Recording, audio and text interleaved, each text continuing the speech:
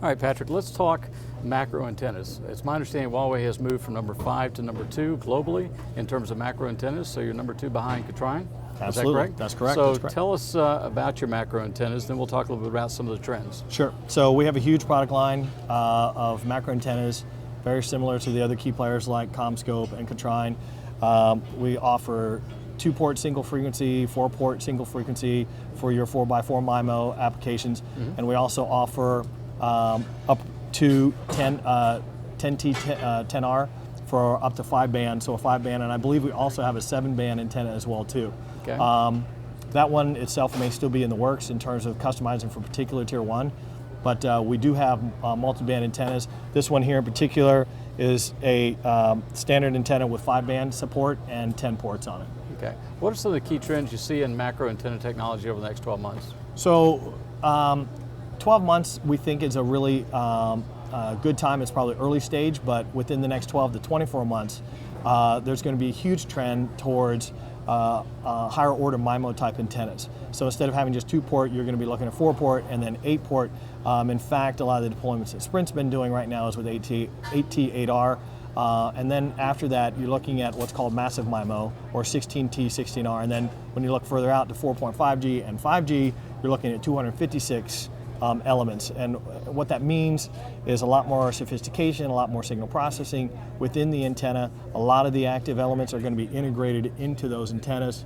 But the beauty of it is that you'll be able to track individual users eventually. You'll be able to track group of users. You'll be able to do beamforming in the vertical direction and horizontal direction, basically what we're calling a 3D beamforming, where you can track anything, anywhere, which the more narrow of a beam you get, the less interference you have, which means significantly higher capacity. So I think there's going to be a huge trend moving forward on antennas.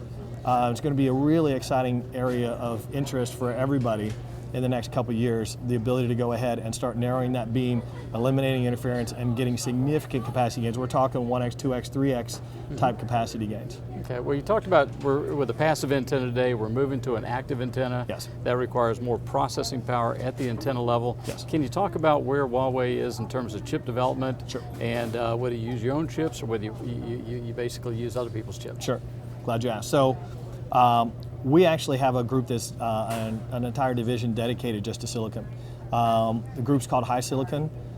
They develop chipsets for the base station. We're going to be moving in the direction of moving some of that technology into these smart antennas as time progresses. Certainly I anticipate that for 5G, you're going to see some of our chipsets. There's going to be a huge number of these chipsets required within the antenna, active antenna itself. So there's a good possibility, it's far enough a way out that I can't commit to that, but we anticipate that there's a good possibility that we'll be doing that kind of work as well too. So what do you see happening with respect to the relationship between the macro antennas and the small cell antennas and DAS antennas in terms of how they communicate and what impact that's going to have on, say, beamforming and active antennas? Absolutely. So the advantage of having these much more narrow beams is now you can control the interference a lot better where that beam is. So if you have a small cell talking, overlaid by a macro network, you now have better control on your HetNet type situation, where you're talking beams as small as 6 degree versus what everybody's traditionally used to of 120 degree. Right. You're looking now things of sub 10 degree beam widths. So now you've got a lot more power in your toolkit there to control that interference in that HetNet. So I do believe that with respect to antennas, both at the small cell, for higher frequencies of course, FCC just recently asked for a submission on various industry experts' opinion on the 24 gig on up frequency bands. When you're looking at high frequencies like that, you're now able to get those higher number of antenna elements, that massive MIMO 256 elements, into a small little box. And now your small cell has just blossomed into a much more powerful tool. So you can now direct that beam. Devices are going to be going the same way. At the higher bands, you'll be able to get devices that can start directing beams as well too. And again, this is longer term 4.5 and 5G stuff. But still, that's where the trend of the industry is going to go with respect to be able to better communicate and control interference between the base station and the small cell itself. Okay. So how does Huawei help carriers future-proof their network, so they have the confidence of investing today in what a head net network, small cell, macro, without functional obsolescence 12, 18 months out. Right. So we are typically designing our products with as much software capability and flexibility as possible. We look all the way, 3, 4, 5 years out, looking at 5G, looking at SDN, NFV at the radio side and the core side, trying to make sure that we offer generic hardware whenever possible. You can't always control that, but our products were the first in the industry, single RAN to lead everybody in terms of software-defined radio, where we've got customers now that have 4 different technologies all on the same hardware platform.